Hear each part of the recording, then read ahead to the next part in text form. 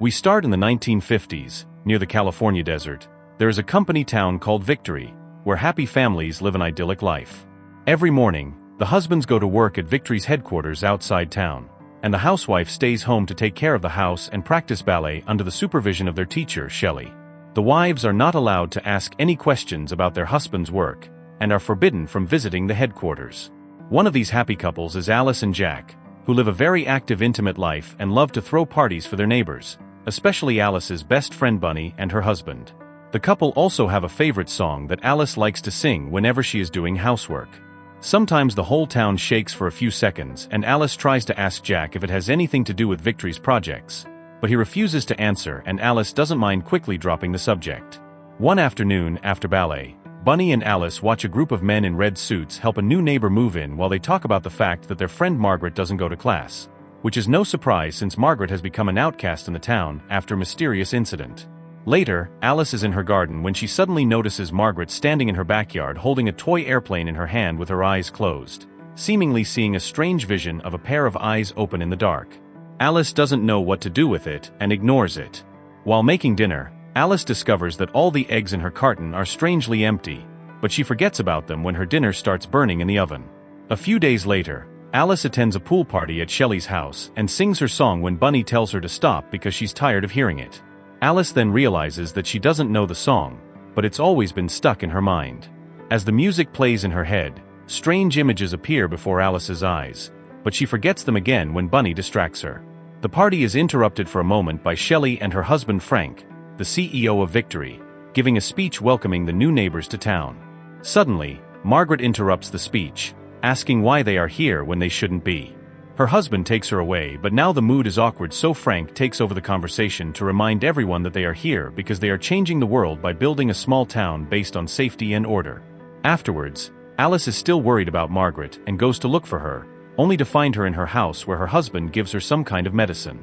Margaret tries to tell Alice that she is not feeling well, that she has been having bad dreams, and that they are hiding her there, but her husband closes the door to keep Alice away from it.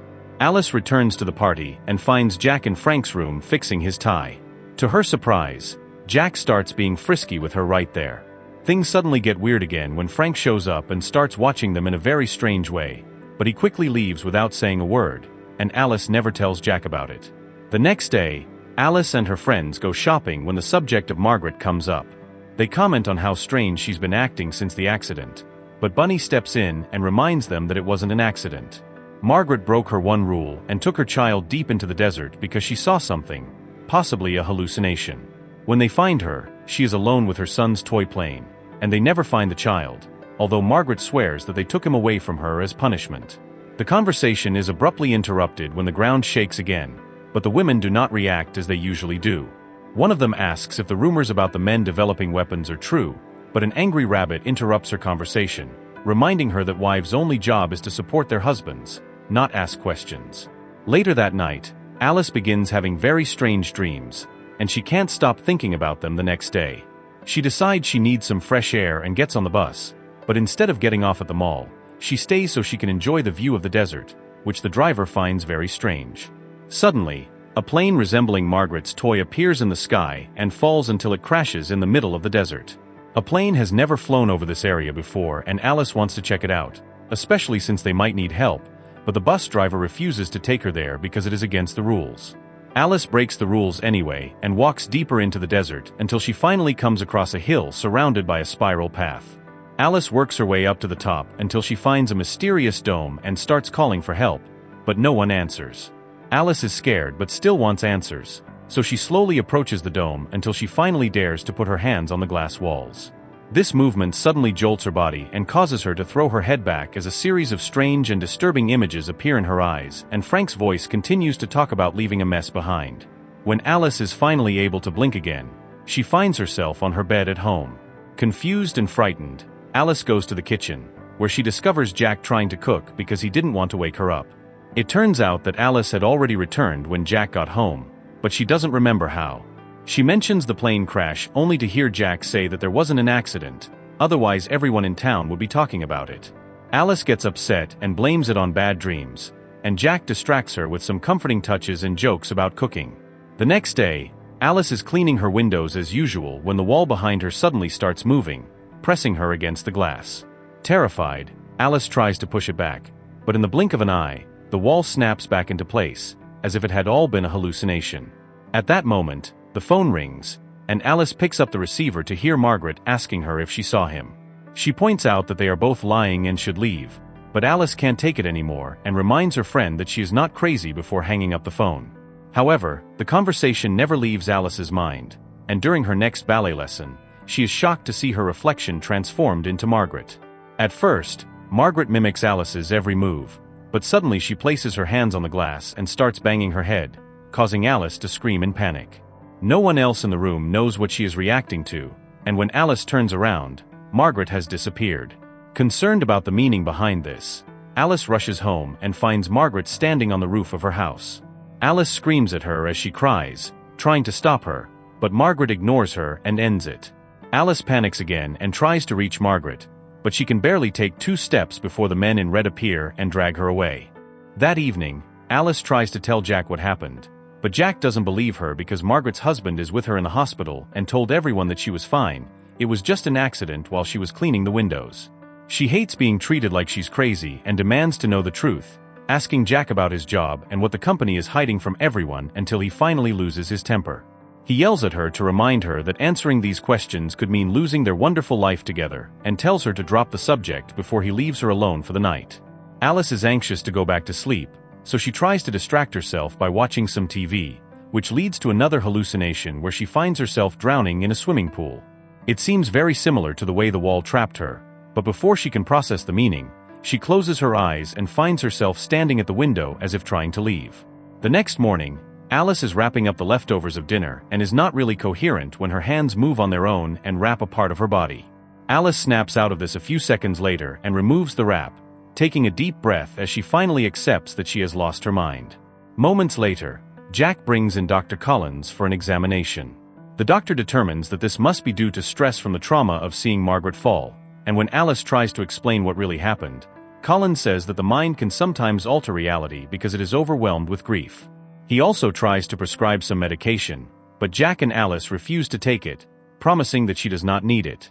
At that moment, Alice notices that Collins is carrying confidential files on Margaret in his bag, prompting her to ask what happened to her.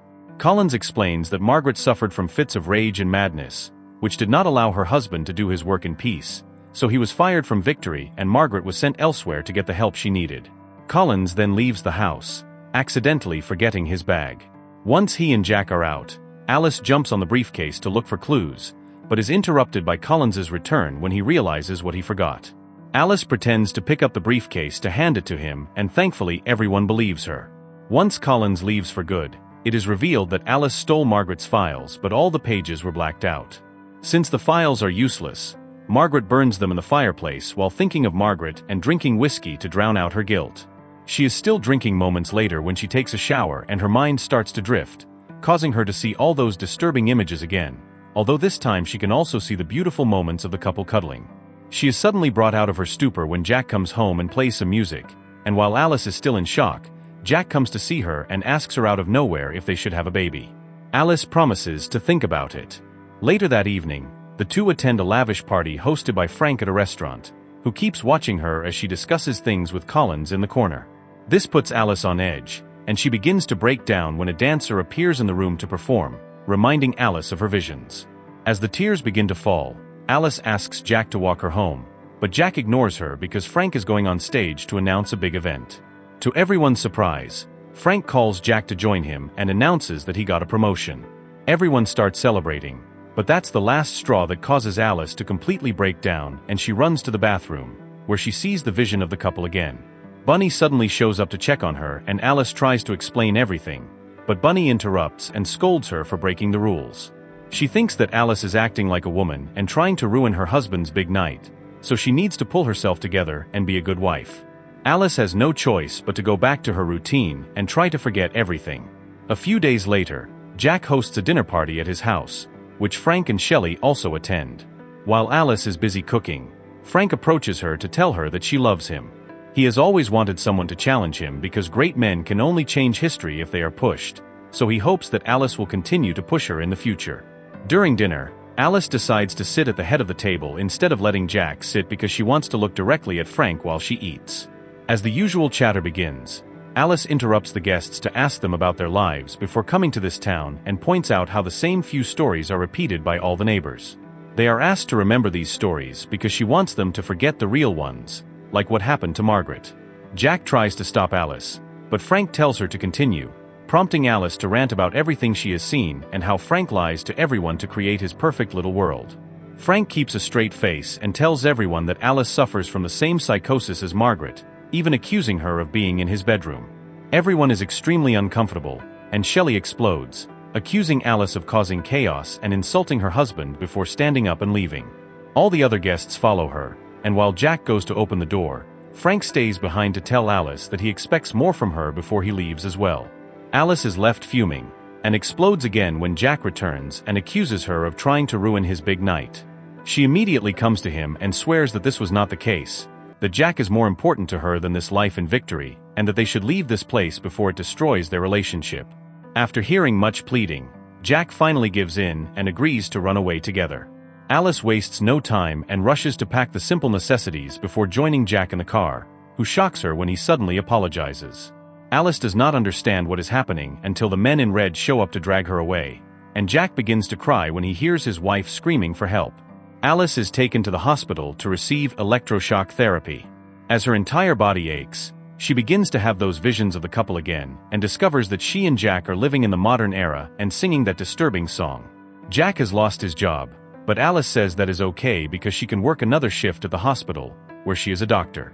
The double shifts start to take their toll on Alice, and when she arrives home late, Jack doesn't help her mood by failing to make dinner and having the audacity to insult her when Alice is too tired to care for him. Jack eventually spends the night listening to Frank's podcast promoting a way for men to find their true selves away from a society that stifles them. A while later, Alice wakes up triumphant in the hospital. Collins announces that she has been cured, so Alice is sent back to the city, where she begins to live her old routine again as if nothing had happened. The days pass uneventfully until Jack comes home from work one evening and sings that annoying song again. This time, Alice is able to remember the lyrics, and this triggers the memory of being dragged across a floor she can't recognize. It turns out that the Jack she sees in her visions is real and has applied to join Project Victory, where he can choose the perfect life. This has given him access to a special machine he keeps at home, and Alice is connected to it 24/7, as her life in Victory is a simulation. This applies to all the wives there, and like the other men, Jack is only connected to this machine for a few hours each day, disconnecting when he enters the headquarters in the desert. The rest of the time, he is responsible for keeping Alice's real body well and must work a simple job to pay for the machine. After returning to Victory, Alice falls to the ground in pain, overwhelmed by the images that just flooded her mind. She demands an explanation from Jack, who immediately gets defensive and screams that he did it so they could have a perfect life because they were miserable. Alice still thinks he was being an idiot for taking away her independence and trying to convince her that she is crazy. She is also worried about the other wives and children, but Jack immediately explains to her that the children are not real, they are part of the simulation as well. Jack then falls to his knees to beg for forgiveness while hugging Alice, making it hard for her to breathe.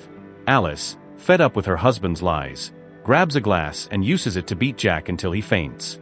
What she doesn't know is that dying in Victory also kills you in real life, and while the real Jack closes his eyes, Frank receives a call telling him what happened.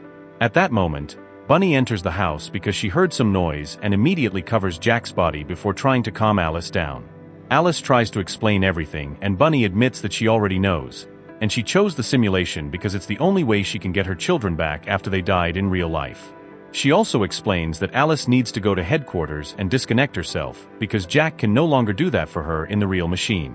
Alice is scared but does as Bunny asks her to, and she finds all the neighbors coming out as well.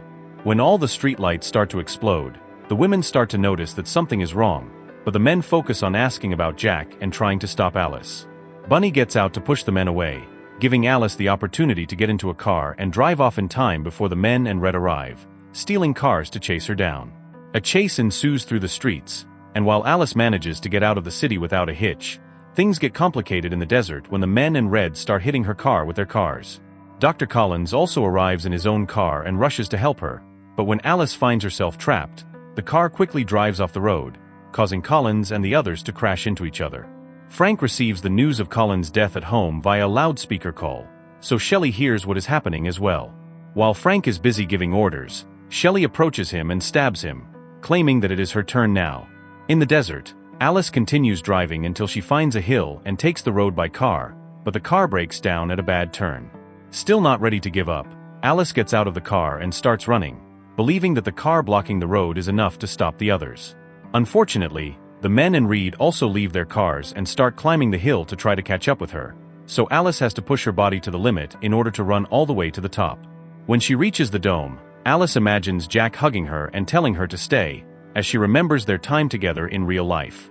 At that moment, the men and Reed appear behind her, reminding her of what she must do. Alice runs to the wall and puts her hands on the glass, throwing her head back as disturbing images mixed with some of her real memories come back to her. Suddenly, everything goes black, and Alice is stunned, and the movie ends here. Thanks for watching.